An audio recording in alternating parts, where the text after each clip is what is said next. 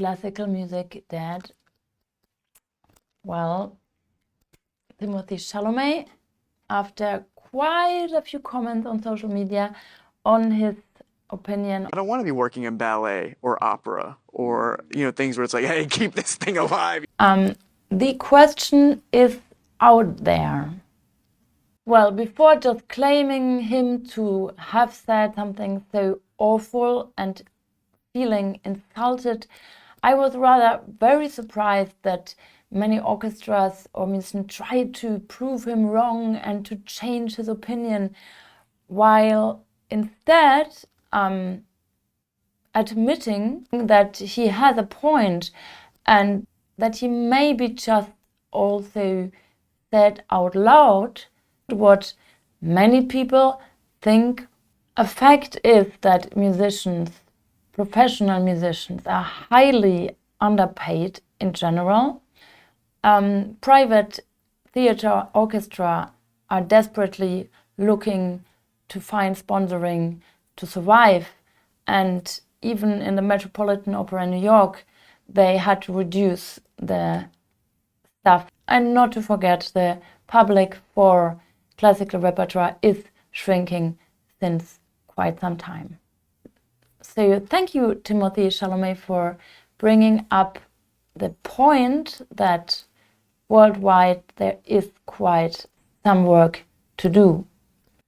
If there is something the world does not need, it is concerts that start 2 hours earlier just to explain everything what will be going on later in the concert, like when the composer has died or when he was sick, or completely ruining the experience of the poor public. So the obsession with the public and to please the public and what they might or not might say is a big part of the reason that we are in the current situation, because we have lost the focus of what it is about.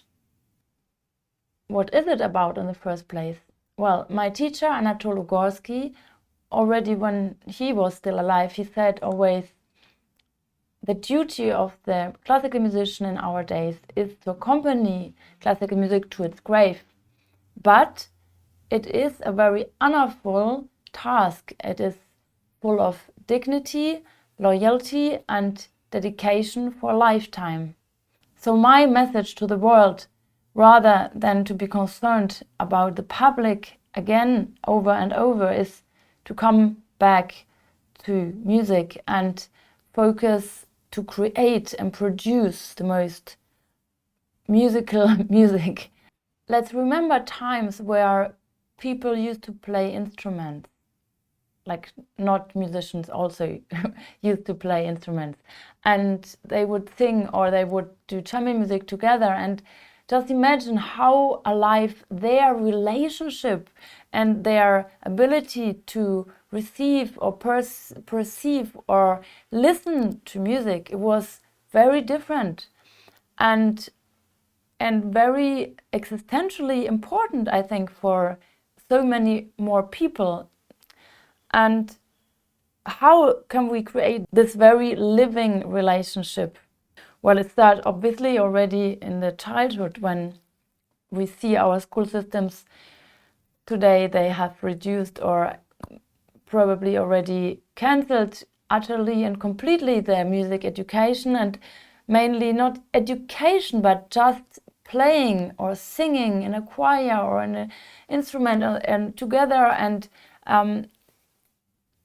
there's always just the part of intellectual learning, if at all, something about history or cultural education.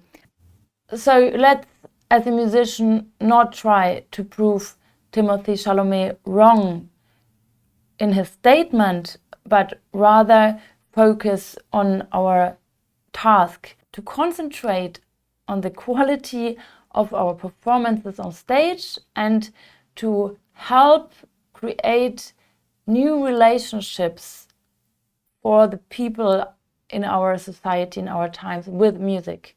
Only if we manage to change the role of classical music in our society, in our times, it can get back and bring back its original purpose and therefore meaning for us as a humanity, for you, for me, and for each of us individually. And this is also the mission of this channel, to make you feel and love classical music as much as I do. Thank you very much for your attention, and thank you, Timothy Chalamet, for making us talk so much about music.